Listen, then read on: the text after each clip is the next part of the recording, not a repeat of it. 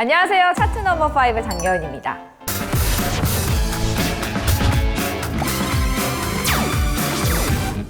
한 해를 마무리하고 새해가 밝아오는 시기, 직장인들이라면 누구나 해야 되는 일들이 있는데요. 바로 연말정산입니다. 직장에서 월급 받을 때 정해진 급여보다 적게 들어와서 의아했던 적 있으신가요? 구간별로 정해진 간이 세액표에 따라 근로소득세를 미리 떼고 월급을 지급받기 때문인데요. 연말정산은 그렇게 뗀 세금의 액수가 정확했는지 따져보고 실소득보다 많은 세금을 냈으면 그만큼을 돌려주고 또 적게 냈으면 그만큼을 더 징수하는 절차를 의미합니다. 그래서 연말정산에서는 실제 벌어들인 소득에 각종 공제를 적용해 내실 소득 액수를 낮춰주는 소득공제와 정해진 총세액에 각종 공제를 적용해 세액의 일부를 낮춰주는 세액공제에 대해 아는 것이 중요한데요. 그래서 준비한 오늘의 주제, 13월에 월급 받기, 연말정산 꿀팁 탑5입니다.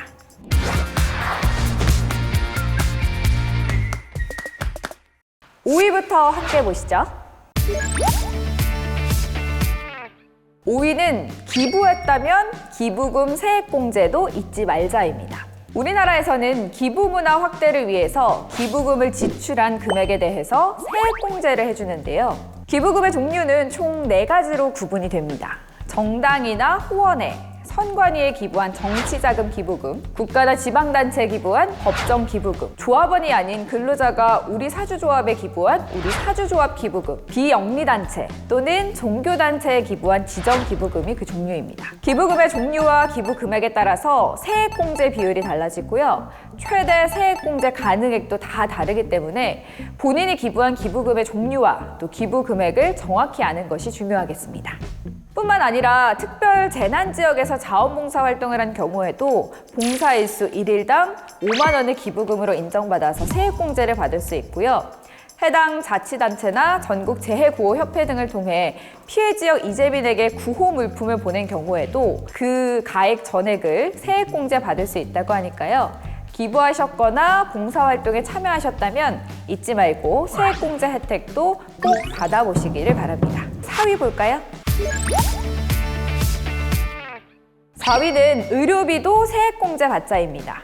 의료비는 1년 총 급여의 3% 초과분에 대해서 15%의 세액공제를 받을 수 있습니다. 그런데 여기서 팁이 하나 더 있는데요. 만약 본인이 기혼이고 부부 모두가 직장 생활을 한다면 한 사람에게 의료비를 몰아주는 것이 좋습니다. 예를 들어 부부가 각각 연봉이 5천만 원이고 1년 동안 의료비로 150만 원씩 지출했다면 두 사람 모두 의료비가 총 급여의 3%가 초과하지 않으므로 공제받을 수 있는 금액은 0원입니다. 그러나 이걸 한 사람에게 몰아줘서 공제받는다면 총 급여의 3%인 150만 원을 제외한 나머지 150만 원에 대해서 15%의 비율로 22만 5천 원을 공제받을 수 있는 거죠. 따라서 직장인 부부는 의료비를 한 사람에게 몰아주는 것이 좋고 특히 연봉이 더 낮은 사람에게 몰아주는 것이 더 많은 금액을 공제받는 방법이라고 할 수 있습니다. 몰아주는 방법은 병원비를 결제한 사람의 명의와 또 소득공제를 하려는 사람의 명의를 같게 하면 충분히 가능합니다. 그럼 어떤 비용에 대해서 공제받을 수 있느냐 하면 치료를 위해 의료기관에 지불한 비용이나 의약품 구입 비용은 물론이고요. 시력 보정용 안경이나 컨택트 렌즈 같은 제품을 구입한 비용도 1인당 50만 원 한도 내에서 세액공제가 가능합니다. 그렇기 때문에 잊지 말고 의료비 세액공제 혜택도 받아보시면 좋겠습니다. 3위 만나볼까요? 3위는 내 집 마련 준비하며 절세 혜택도 챙기자입니다. 내 집 마련을 위해 어떤 준비를 하고 계신가요? 아마 주택 청약통장 하나쯤은 다들 만드셨을 것 같은데요. 이 주택 청약통장에 납입한 금액에 대해서도 소득공제가 가능하다는 사실 알고 계셨나요? 대상은 무주택 세대주이면서 7천만 원 이하의 근로소득이 있는 근로자이고요. 연 240만 원 한도 내에서 40%의 소득공제가 가능하다고 합니다. 쉽게 말해서 매월 20만 원씩 저축하면 총 96만 원의 소득공제 혜택이 있다는 거죠. 단 7천만 원 이하의 근로소득이 있더라도 일용 근로자는 해당이 안 되며 또 외국인이나 재외동포 역시 대상이 아니라고 하니까요. 이 점은 꼭 주의하셔야겠습니다. 또 하나, 무주택자이신 경우에 월세 또는 전세 세입자로 거주하시는 분들 많으실 텐데요. 이 월세 지출액에 대해서도 세액 공제가 가능합니다. 소득 구간에 따라서 세액공제 비율이 다른데요.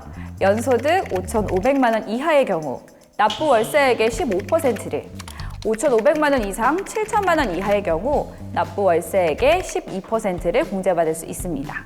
또한 세액공제 가능한 납부 월세액은 최대 750만 원까지입니다. 저도 연말정산을 해봤지만 월세까지 세액공제 되는 줄은 몰랐는데요.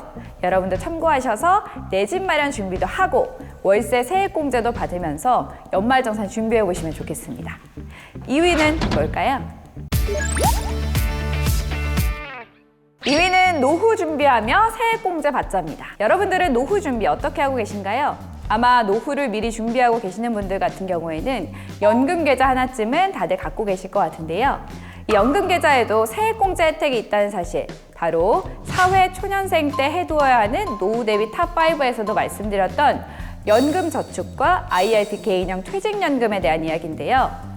연금저축의 경우 연소득이 1억 2천만 원 이하일 경우에는 최대 400만 원까지 세액공제를 받을 수 있고요.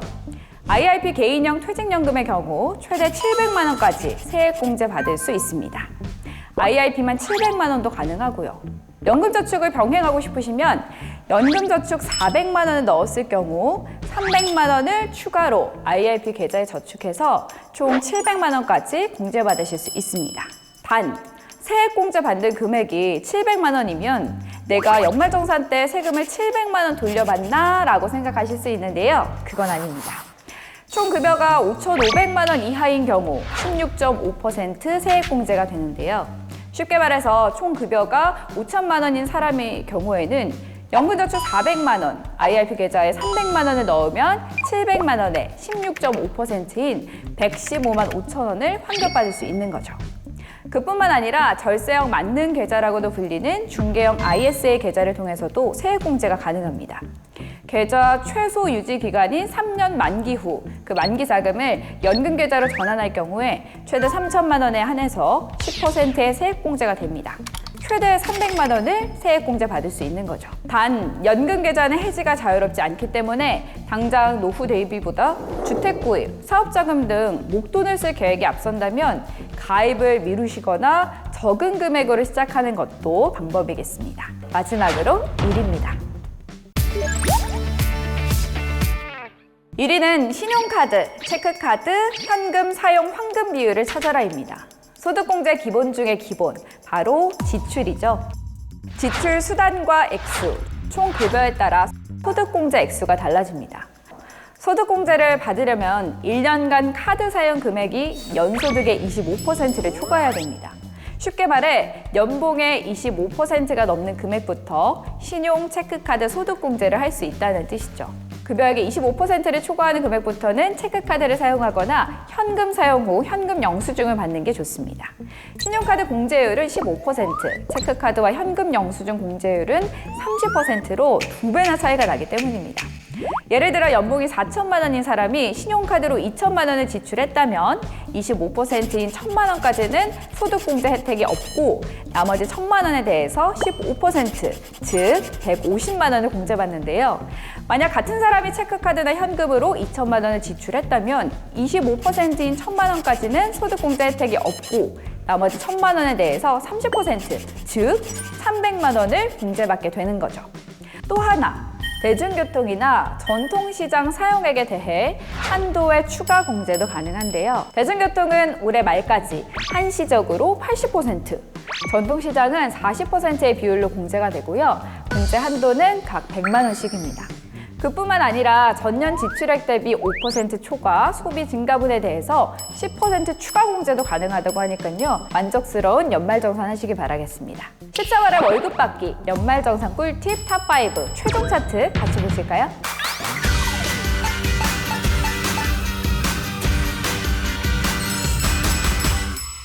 한 해를 마무리하고 새로운 해를 맞이하는 시기. 똑똑하게 연말정산하고 알뜰한 한 해 마무리하시길 바라겠습니다. 지금까지 차트 넘버5의 장년이었습니다. 다음 주에 만나요.